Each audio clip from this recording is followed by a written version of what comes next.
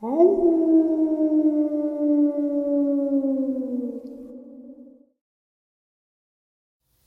and salutations, everyone. I hope everyone is doing well today. Today I have a very horrifying upload to share with you before we get into it. Couple links. As you know, I rely on Patreon, PayPal, channel membership, and the merch to help the channel to continue to grow and go. Links to Patreon, PayPal, and the membership are in the description below. Merch displayed directly under the video. Also, Dogman Frightening Encounters, Volume 1 through 3, the audiobook versions. They were written and researched by Tom Lyons, narrated and produced by me, Jeff Nadolny. Those audiobooks are available on Audible, Amazon, and iTunes, links to which are also in the description as well. And finally, last but definitely not least, if you'd really like to help support this channel to continue to grow and go, simply subscribe. It does not cost you a cent. Click that like button. Takes half a second. If you don't want to miss out on any of the informative uploads I put out daily, click that bell icon, and folks, please leave a comment. Why? Well, because all of these things, they really do help this channel to continue to grow and go, and they definitely do matter. Now, everyone, I have taken far too much of your time. Let's jump into today's upload, shall we?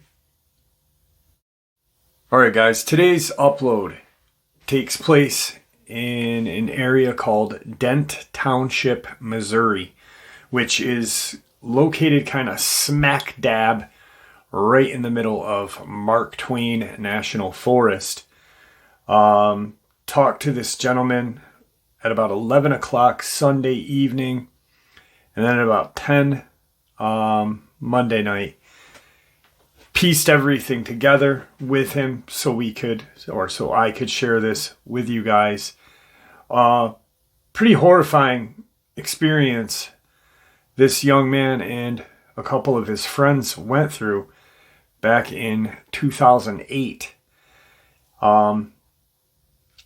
As many of you may know, some may not, but Boy Scouts, when you're in the Boy Scouts, to receive your Eagle Scout, you have to do kind of a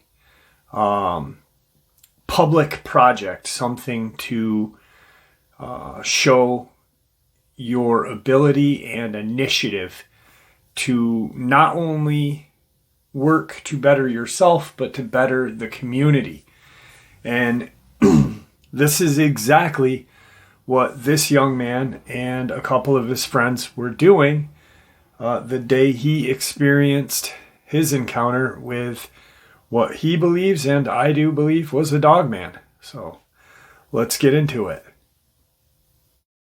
So 2008, gentleman named Josh and three of his friends and little brother and his little brother's friend all piled into Josh's Jeep Grand Cherokee, an older one. It was his granddad's, given to him, 1990 beater, and they headed out to an area in Dent Township called Sam Crocker Cemetery.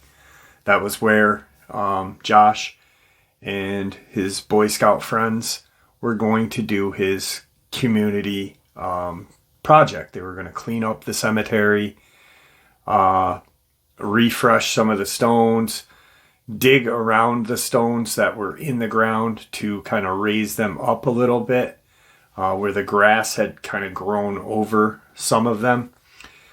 Now, his little brother and one of his friends, his little brother's friend, went along. They were going to go and fish at this little creek called Cordius Creek.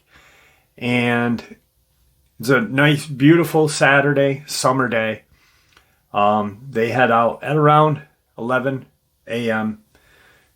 They planned on staying there for about 5 or 6 hours. Of course, they had brought in some lunch and stuff like that. These kids are Boy Scouts. I joked with them because when I was a scout, me and my friends were not the upstanding scouts that the back in the day Boy Scouts portrayed. We smoked ciggies and we used to bring flasks with us on camp trips.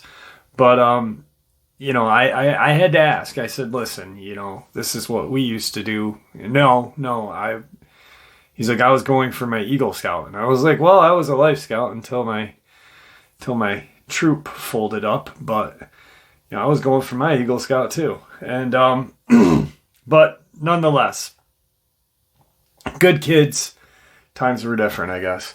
And, so they got to the cemetery. It was about 11:30, 11:45 after they had dropped his brother off. There was 3 friends of Josh's and his little brother and his friend. So there was 6 in total in this old Jeep that he had. And they got cleaning around and doing their things.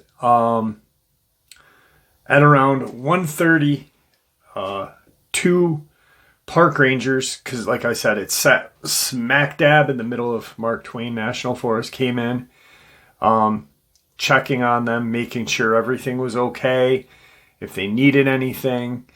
And they, said, no, we're good. The ranger said, if you need anything, we're going to be in this area. We'll come back around and check. There's a highway or a route called Route Z or Highway Z that leads up into 80. And these rangers were going to go up to a hollow just above where Sam Crocker Cemetery is. Roughly almost around where they dropped Josh's little brother off. He said, my little brother's up there fishing. You don't mind checking in on him, just making sure he's okay. Let him know, that I'll come up in about 2 hours and grab him or see if he needs anything when we take a break for lunch. Yeah, sure, kid. So they continue to do their thing.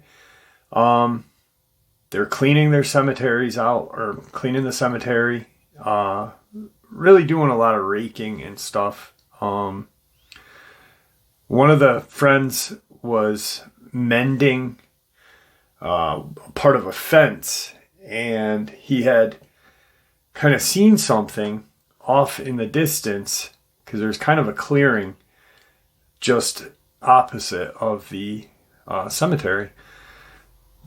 There's a rather large clearing and then forest. And he had seen what he thought was a bear, because during that period of time, there had been a couple of bear sightings. A couple people had taken some pictures of some bear. And he ran over to Josh and said, hey, I think I just saw a bear.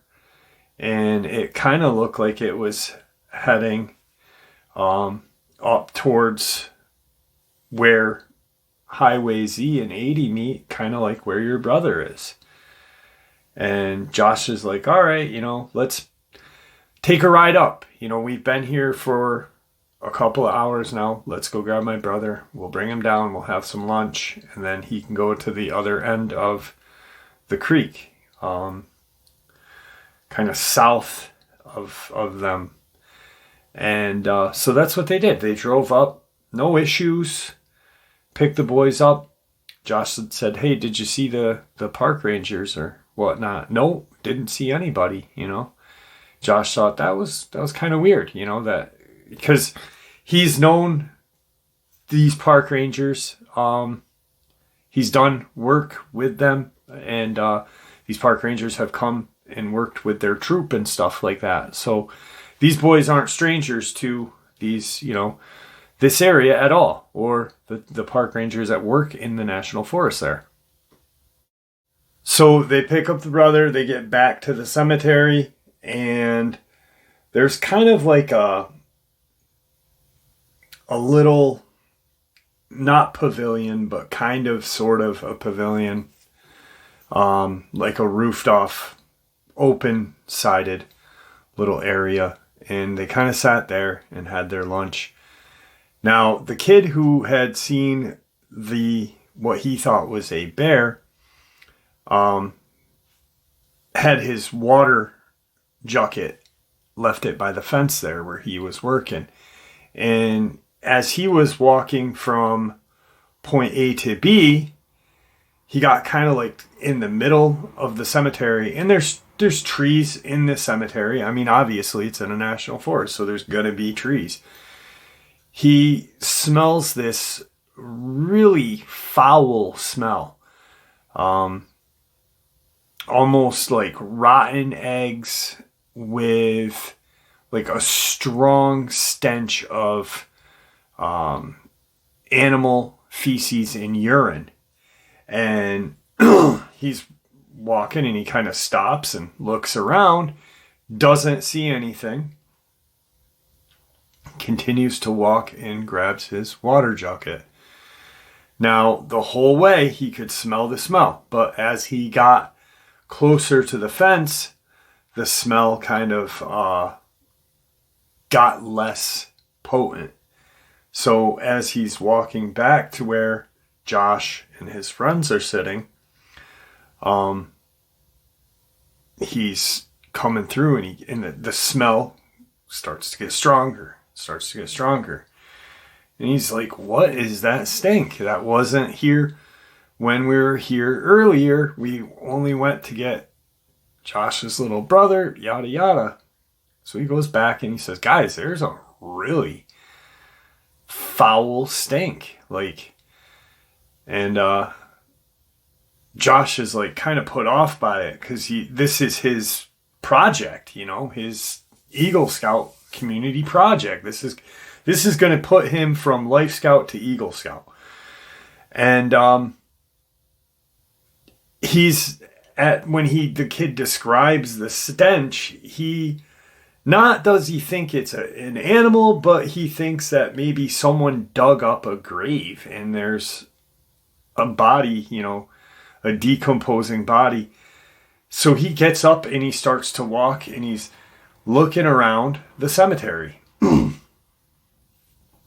Everyone else is sitting there. They're all having their lunch. And he's kind of walking and he smells it. He catches it. And he's like, wow, that's really strong. But he keeps, walking, and he gets over to where the kid left his water jacket. And like his friend said, it got less as I got closer to this area. And then when I got here, it started, and he kind of did like, he kind of went in each direction, north, east, south. Well, he had just come from the southern part of the thing. So he went north, east, and so he's looking, and it's more pungent towards there's a highway on the opposite side of the cemetery. So Sam Crocker Cemetery sits kind of in between Highway Z and Highway 80. And Highway 80, or it's still Highway 80, but at one point it's like 2460 or 2466. So he kind of walks there and he's like, maybe someone hit an animal. So he walks and he kind of peers around, hops the fence, looks, nothing. There's nothing on the road. He looks down the road both ways, comes back into the cemetery, and he sees his friends and brother and his friend. They're now standing. He's about half a football field away from where his friends are. They're standing. When he walked past them, they were all sitting. It took him about 7-8 minutes, maybe 10, to get out to look at the road back and then go back to where he was coming. And he's like, why is everyone standing up? What is going on? and he can smell, the smell is just much more stronger now. So he's watching his friends, and he keeps walking, and they're yelling something. He can just make it out, like, hurry up, hurry up.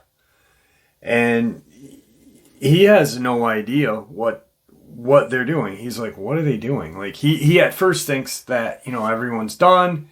His brother and his friend are being a jerk, like they want to go more, fishing a little more and this and that. And so he gets probably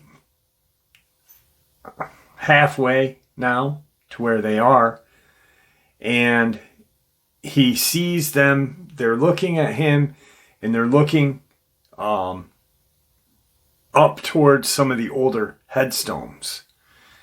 And he sees this kind of dark silhouette, and it's in the wood line, kind of like standing there, pacing back and forth. And he's like, oh my God, that's the bear. That's the bear that my friend saw. So he's like, I can't run, because if it sees me running, even though I'm not running away from it, it's going to come down at me.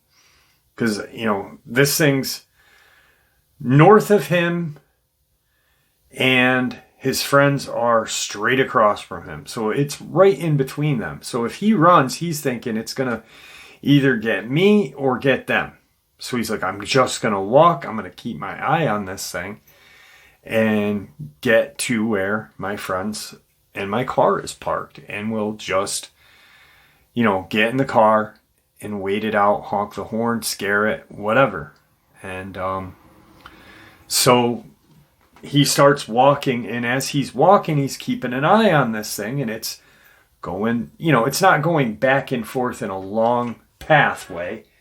It's more or less staying in between these kind of two larger trees with the backdrop of trees behind them. And as he gets probably 30 feet from his friends to where they are, he kind of says, get to the car. He yells, get to the car. And he sees quite clearly that this thing is bipedal. And by then he's like, that's not a bear. What is that? He sees that it's like a dark brownish black color. And he can't make out much more than that, except that it's got ears that are sticking up off of its head. Obviously, it hasn't, gotten close to him, so he can't really get a lot of detail. He's getting what he can. As he yells, the thing stops. It's pacing, turns to face him, and drops to all fours and starts running through the cemetery, through the stones and stuff, the old headstones. Now, takes off running, gets to their car, everyone piles in the car, or the older Jeep. It's not like a Jeep, it's an older Jeep Grand Caravan, just this old kind of wooden paneled door. It was just a beater that his granddad had, and he bought it off his grandfather for a couple $100. So everyone's in. His kid brother's in the back with his friend, and he starts the Jeep up, and to get out of the cemetery, the road 80 is closer, but you can't get out that way from where they are. There's no exit. They've got to go out through this kind of road it's a road, but it's not really a road. It's not a marked road. It's it's a wooded road. And then it cuts into a field, and then heads kind of north up onto 80. because once you get out into the opening, there's a good length of this road that's surrounded by trees. And then you get to an opening and you've got to go kind of straight up to get to 80. So even though it would be faster if there was a road right there, but the creek is there. This Cordius Creek is right there. So they can't go that way. So as they're going down this wooded road, his little brother is crying and screaming, like, what is that? Oh my God, what is that? It's catching us. It's catching us. And he's, shut up, just let me drive, and as they're coming around this kind of corner, there's some rocks and some trees in the area, and he really has to kind of slow down. There's some old pine trees, old cut logs and stuff. And so he kind of like slows down. And as he's slowing, he's looking in his rear view and he just sees this. He said it looked like a jet black, German Shepherd like face. It was the size of a smaller pony. And he said it had these just stoplight red eyes. As he gets up around this, he's probably a mile from the entrance to 80. And he kind of forks it, and he doesn't see in his rear view this creature that's chasing him. His brother's crying. His brother's real young, 11, maybe 12. The friends are all screaming like, what the hell was that? Oh my God. And as he can now see the entrance of 80, he sees this creature kind of cut across the field. And looks like it's going to collide head on with their Jeep. And he's like, if I have to hit this thing, I'm going to hit it. That's just how it's going to be. As they get closer to each other, he said he saw this thing, and it was in slow motion. He said it jumped. It was in full stride. He said, and as it was in stride, he said it jumped. And it was slow motion. It just leapt. And when it landed on the hood of my Jeep. It was like, bam, right on the hood. He slams on his brakes. The thing falls off the Jeep and gets up and stands up in front of the Jeep. He's now, his friend who are in the front seat, his friends the two friends that are in the back, and his brother and his friend that are in the back are all now kind of looking at this creature that is now standing face to face with them. And Jeep's still running. There's nothing wrong with the Jeep. He's just stopped out of shock. Like, I just hit this animal, but it was the animal's fault. It jumped on my car, So Josh can see exactly what this thing looks like. He said it wasn't that much taller than I was. He said at the time I was maybe 5'10". He said, so maybe 6 foot. He said, maybe this thing was 6 foot. He said, it looked like it weighed 200 pounds. All this like jet black, brown colored kind of mixed in together. Head to toe. There was no white. There was no kind of any other coloration other than this jet black, dark brown color intermixed. They're looking at each other. Everyone's looking at this thing. And its eyes are, like he said, stop light red and just not glowing, but glowing. You could clearly see, he's like, how, in his head, he's thinking, how is this thing's eyes that color? In the daytime, my lights aren't on. He's trying to process something that our brain is not meant to process, something that we are told we are not ever, supposed to know of. So, plus he's 16 years old, going to be 17. And the thing he's sitting there, got his foot on the brake, and he sees his friends are yelling, go, go, go, He's in his head, do I hit this thing? What if I hit it and it ruins the Jeep? What if I hit it and it goes under the Jeep and ruins the bottom of the Jeep and we're stuck here? Or if I hit it and it goes through the front windshield? Because obviously he's thinking about deer. People have hit deer and people have gotten seriously hurt from hitting a deer because they've gone through their front windshield and stuff like that. And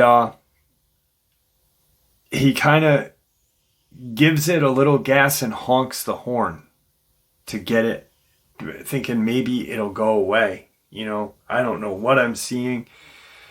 He was a Cub Scout, Weeblo, Boy Scout, and dedicated, like super dedicated to being an Eagle Scout. Like that was his whole goal.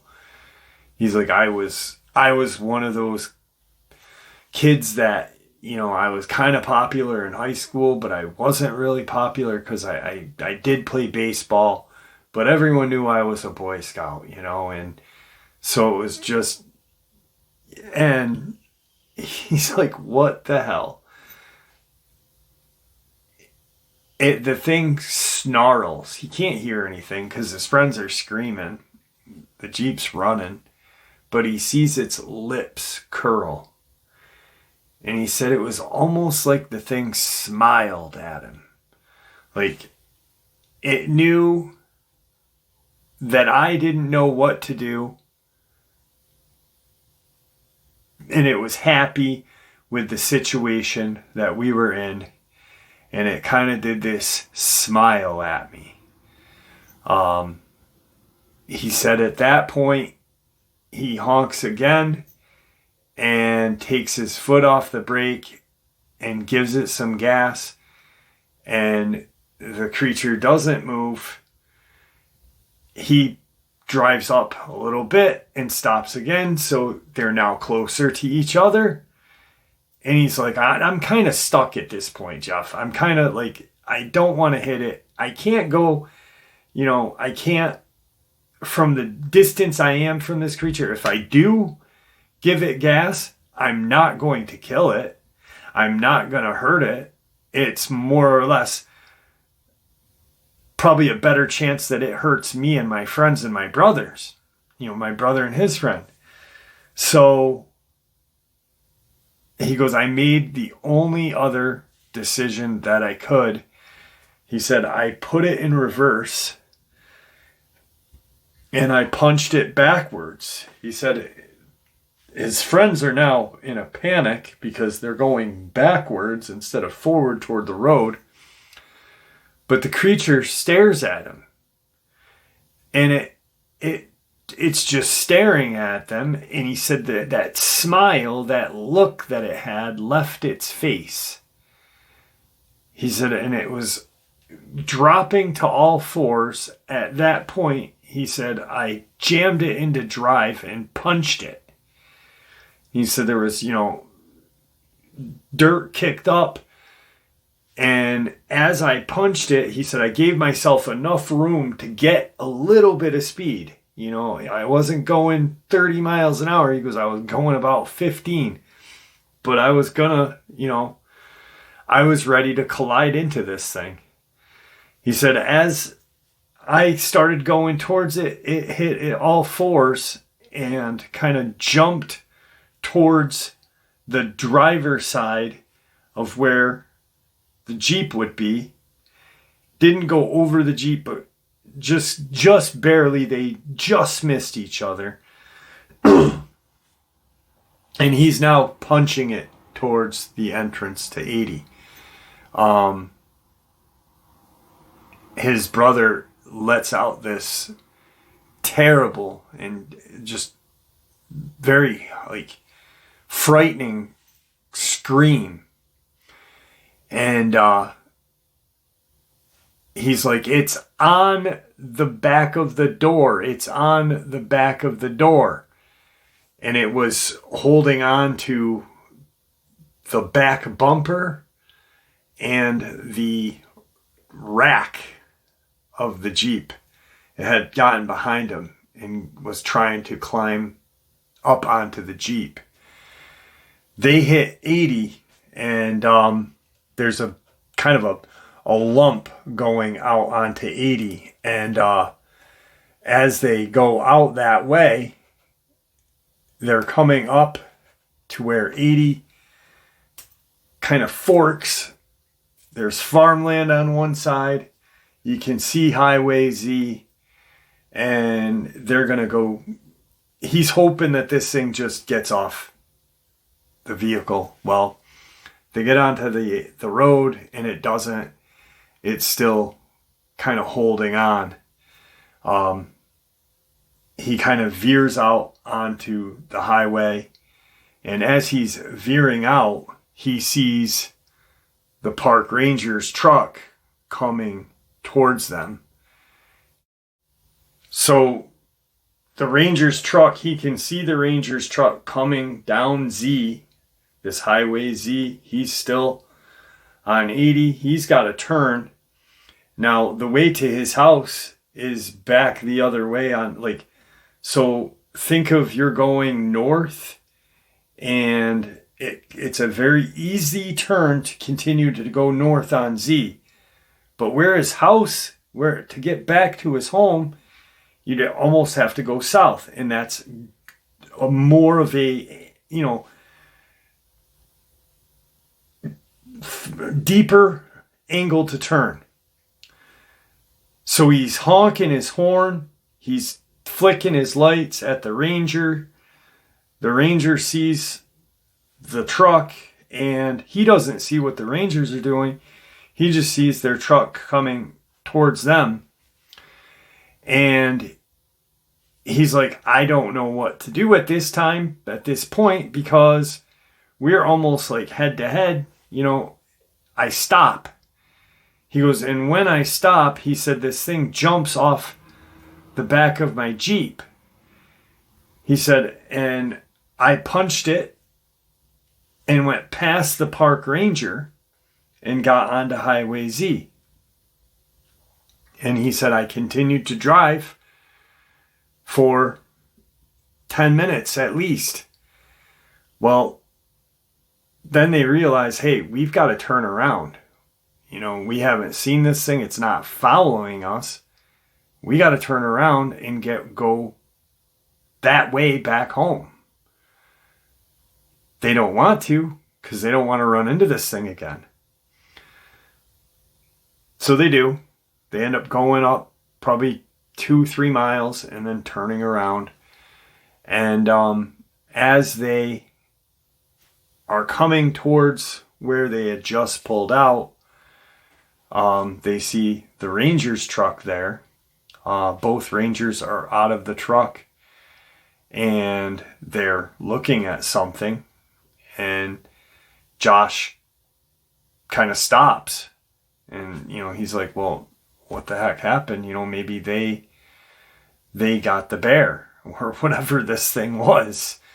Because in his head at that point, he was like, part of me thought it was still like this just maybe rabid bear. I don't know. It looked and ran like a dog, but it was big like a bear. Not bulky like, a bear would be, like a 6-foot tall bear. But that's the only other thing he could think of. They pull up, and the park ranger that was standing on the passenger side comes walking up to Josh's window and says, it's probably best you boys get out of here now. We just put down this animal. We've got, our bosses are coming in to take care of this. We're not going to say that you were here or anything. Just go. And they said, all right, thank you, Josh. But all the kids are like, what was it? What was that thing? What was that thing? And they're driving down, and they're driving probably, 4 or 5 miles, and they see 3 park ranger trucks flying up the road, and a trooper car behind them. The police officer they pass, the ranger trucks go right up. Police officer kind of spins around, does a U-E, and pulls Josh and the boys over. At that point, Josh kind of just says, yeah, we were, up at Sam Crocker, and this bear or dog or whatever it was tried attacking us. And the trooper looked at the boys and said, it was just a dog, guys. It was just, don't worry about it. Go about your business. And, he took everybody's name, address, and stuff like that, and just go. They're all talking about it, for a couple of days. They're just like, what do you think that thing was? The little brother's like, that was a werewolf. Did you see it? It was walking, on its, like a human. It was, it had a muzzle. They're confused. They don't, about 6-7 days go by, and Josh goes to meet up with his scout leader. And his scout master called him up and said, hey, Josh, great job on, everything at the cemetery. I heard there was a little bit of, come up to the house. I'd like to talk to you about everything, and let's get this, let's get this straightened out. Get you to where you can get your Eagle Scout badge, and you did the work, but let's get it, figured out. So he's like, yeah, sure. He gets to the house, and he sees a park ranger vehicle and a black kind of suburban like vehicle in his scoutmaster's yard. Now he knows that his scoutmaster does not own a black suburban. Wealth isn't something that was too big back then, where he lived. His scoutmaster had this old beat up truck that he drove around, and his wife had a beat up car. They just good people and lived hard, lived paycheck by paycheck. So he knew they couldn't afford this brand new Suburban that was in their driveway. So Josh pulls in and knocks at the door, his scoutmaster says, "Hey, bud, come on in, this, and that." And he said, "What's going on? Is this about the other day?" He says, "Just come on in and, let's talk about your Eagle Scout badge and your community service hours that you have to, there's an X amount of hours and stuff that you have to achieve to get your badge, your Eagle Scout." So he's like, "All right." And he's very kind of like hesitant, but he's known his scoutmaster for years, so he trusts him, and they go into his kitchen. The park ranger is sitting at the kitchen table, and there's a female in like a pantsuit and two other males in suits. One of the guy has glasses. The other guy is just, about 6'1", 6'2". He said he really didn't look like he belonged in a suit. He was just a bigger guy. He said he just didn't look, the suit just didn't suit him, if you know what I mean. And so when they get in, he's told, not asked, told to sit down.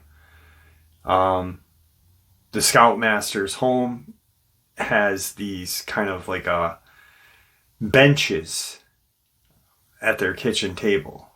So it's kind of like a rustic kind of kitchen table, and he sits down at the bench. The park ranger's sitting in front of him. The scoutmaster sits next to the park ranger. The female sits next to the park ranger on the other side. And these two men sit right beside Josh on either side of him. And the park ranger says, "Hey, Josh, how are you? Are you guys okay? Was there any damage to your Jeep that needs to be taken care of? Any scratches, any kind of, hair? Was there anything there? Any kind of debris from this animal that you seen at the park that day, or the cemetery that day?" And he's like, No.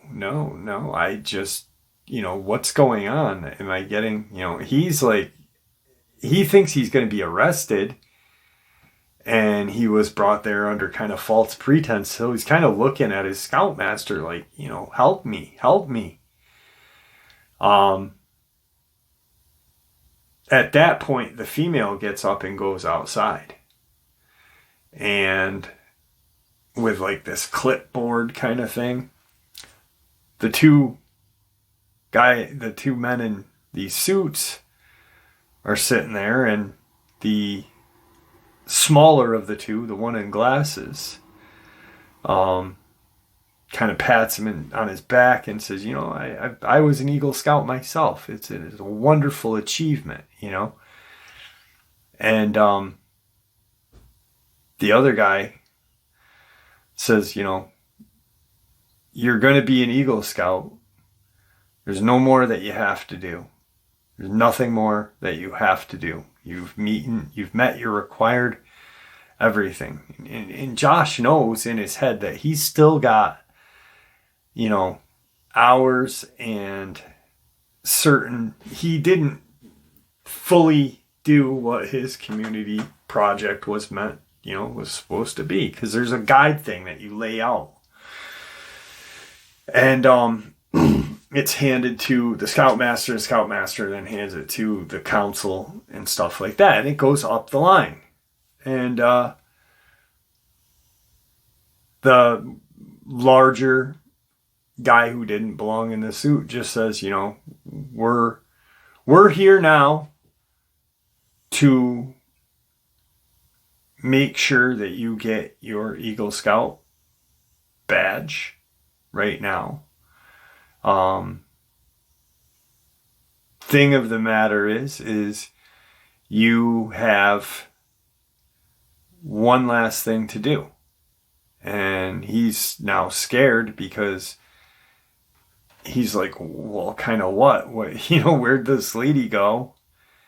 And now I'm stuck between you two and my scoutmaster, who I trust, is across the table, and a park ranger who I'm fairly familiar with is that, and the scoutmaster has this kind of like a large envelope and slides it, and the gentleman in glasses says, open that up. And sure enough, it's his Eagle Scout and all the paperwork that goes with it and everything like that, the certificate and stuff.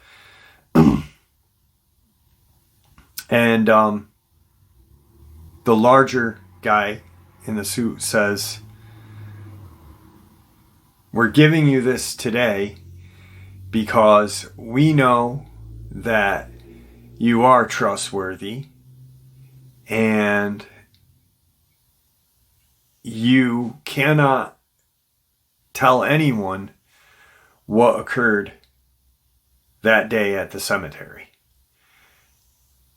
And you have to let your friends know exactly what happened.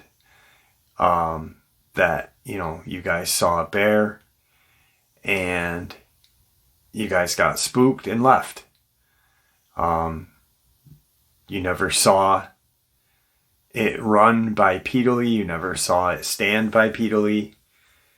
And you didn't see that these park rangers had put it down.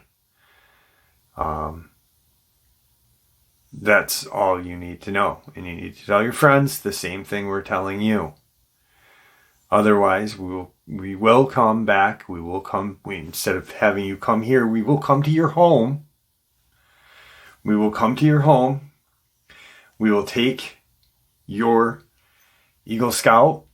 We will also take you and bring you with us and your friends, your brother, his friend.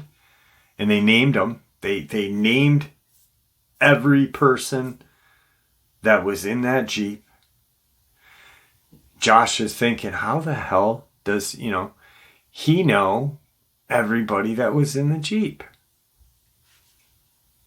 And he's thinking it. And, a couple months go by and he puts it together that state trooper had asked them for all of their information. What's your name? Of course, everyone's going to say it. They're good kids. They're Boy Scouts. And they just had some traumatic incident happen. They're not going to give any kind of false information. They're shitting their pants. Pardon the French. I always wanted to say that. Pardon the French. It's so stupid. Josh says, I understand 100%. I understand. And they talk a couple more minutes, nothing really too major. Gets his packet, his envelope there, and starts to, he says, can I please go home now? Am I okay? And the one larger guy said, yeah, you can go home. Yep. Just remember what the conversation was here. You don't want to see us at your house, nor does your friends, your family, and their family.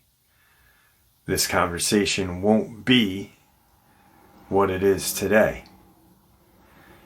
And as this guy's saying this to Josh, he's looking at his scoutmaster.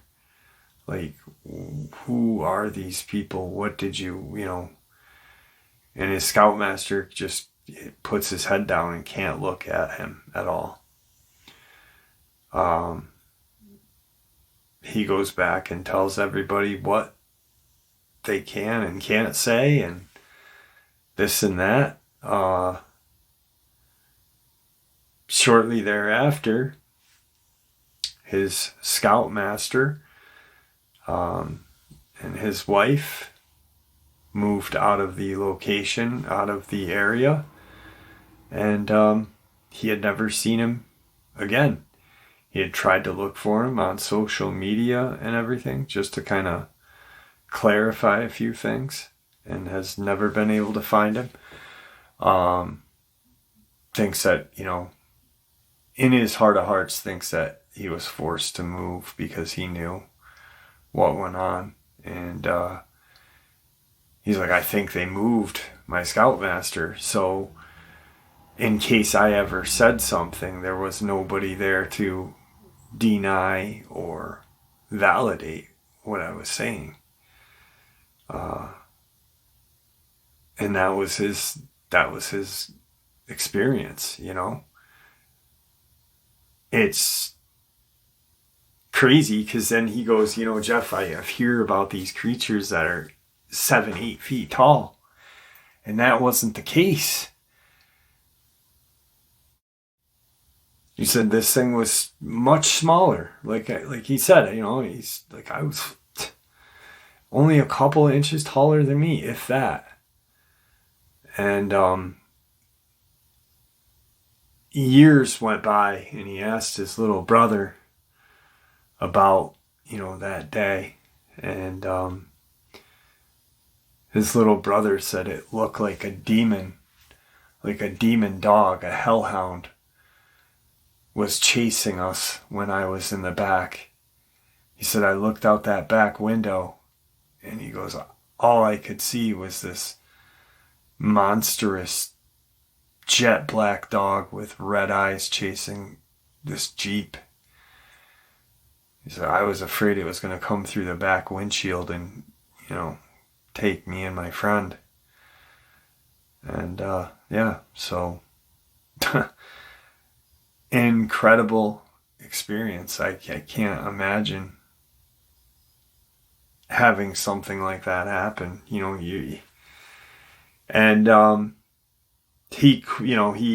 had plans to do more with the scouts and stuff like that, and kind of just it petered off. It was something that he didn't ever want to do. His little brother was a Weeblo, and Josh kind of convinced him to stay out of the Weeblos, tell his mom and dad that he didn't want to, partake in anything anymore with the Boy Scouts. And so it was just crazy. Real messed him up because he's held on to this thing for years. But we talked, and he thinks, and I think that what he ran into was, a young Dogman, maybe not fully grown. He said, I just don't know where it was when we were smelling it. Was it in the trees watching us? Did it follow us, like, when we went to get my little brother and, this and that? Like, what happened?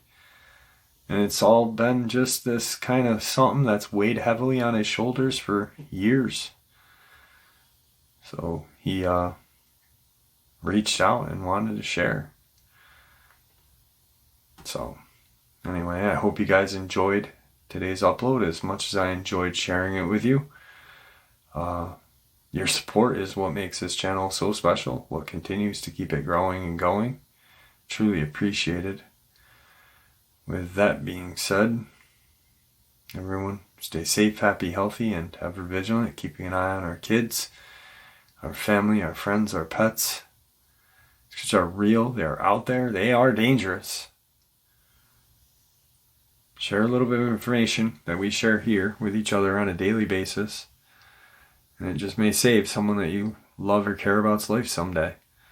Also, warn them that if any government agency, if anyone ever has an encounter and the government agency ever gets involved in your life, just agree with what they say. Yep, it was a bear. Yep, it was this.